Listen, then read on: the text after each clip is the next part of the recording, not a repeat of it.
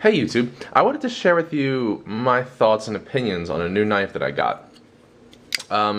It's not a knife that is going to be unfamiliar to you. This is the Large Sebenza Large 21.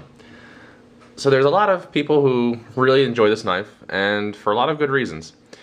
But I have a very specific way that I kind of came about thinking that this was the knife for me. So I wanted to kind of take you along that journey with me. To kind of share it with me. So first, when I got into knives and high-end knives, I was interested in Emerson's. Well, I still am interested in Emerson's, but I needed to have a CQC6, and that's mainly because of the handle, and it's very comfortable for me. And what I like about it is it has these parallel lines, and they're very comfortable because it kind of allows the person to form their hand and any grip that they want, and it's kind of just always going to be this neutral, kind of comfortable handle. Also, it has a thumb ramp here and kind of an index guard. Neither of these are like super obtruse. They're not very, I don't know how to say this. They're not like gaudy, but they're useful, I think, and they're nicely they're done well.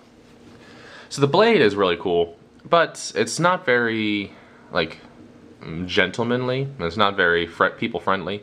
It's this strong Americanized tanto, and the zero grind is nice. It's very sharp, but it has a strange geometry that's not great for. It doesn't slice as well as I'd like it to slice. So there's some knives that, like Spyderco's, that just slice amazingly well, but there's just a lot of material. There's a lot of metal left at the edge here, which makes it slice not as well as some of the other knives that I just don't prefer its slicing capability over some others.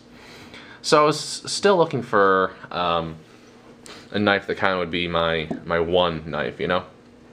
So I think as a knife collector, you'll understand what I mean by like the idea is you're always looking for that perfect knife.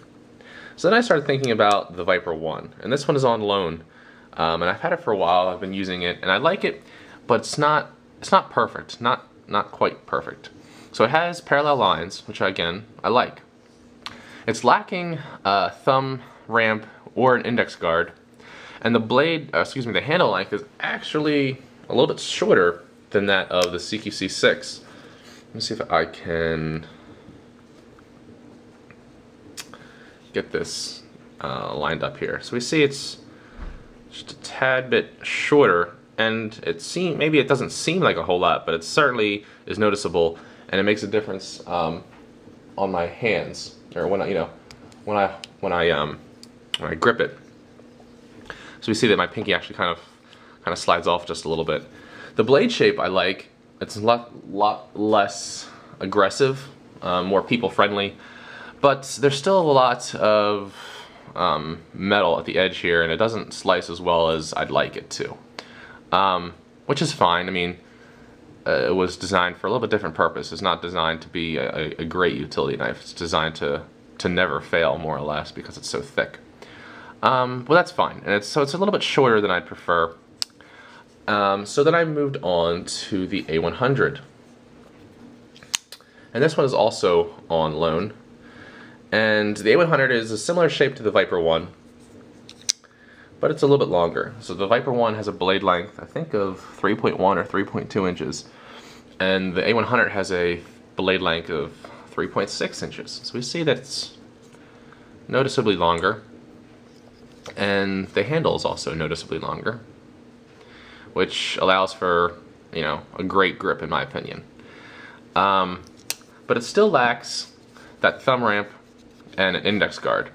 And additionally, there's still a lot of metal. It's still the Emerson V grind, so there's still a lot of metal out here near the edge, and it just doesn't slice as well as I'd like it to. But I really like this size knife. So as I'm thinking one day, 3.6 inch blade, narrow, or parallel lined handles with a thumb ramp and a finger guard, and then it hits me. I just described a Sebenza. So I went and got one, and I'm glad that I did, because it kind of really gets everything right that I'm looking for.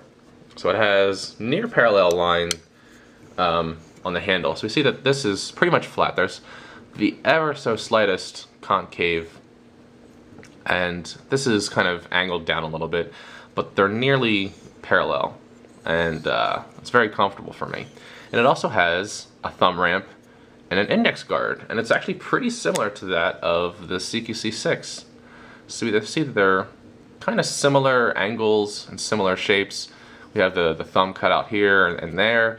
They're actually pretty similar, and the handles are actually pretty similar all the way down to the butt. So that's, like I said, it's extremely comfortable.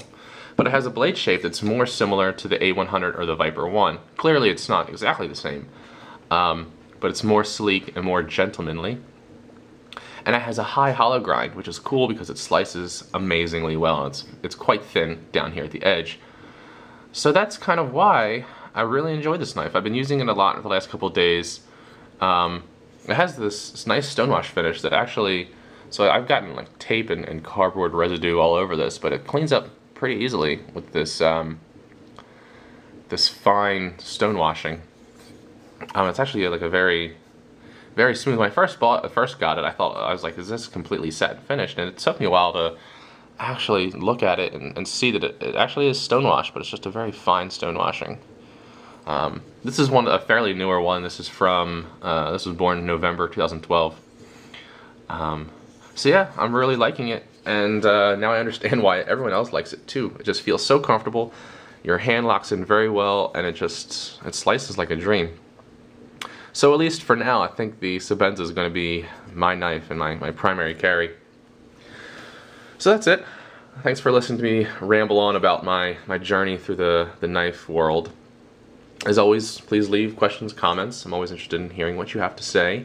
If you like the video, maybe you can give me a thumbs up. I'll put a smile on my face. But I guess that's it. As always, be dressed to play and geared to slaughter. Thanks. See ya, YouTube.